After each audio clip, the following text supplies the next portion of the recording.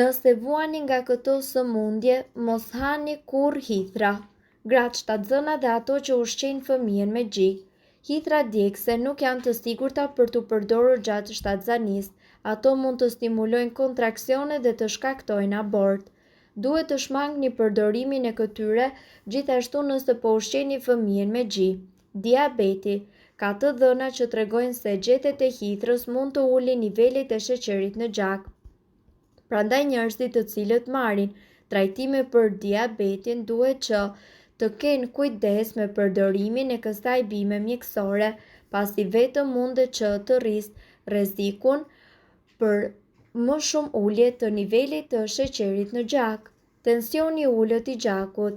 Gjethet e hithrës mund të ulin tensionin e gjakut dhe në qoftë se ju keni tension të ulët duhet të konsultoheni me një mjek para se ta përdorni. Probleme me veshkat. Gjethet e hithrës shtojnë shkarkimin e urinës. Nëse keni probleme me veshkat, konsultoheni me mjekun para se të nisni përdorimin e hithrave.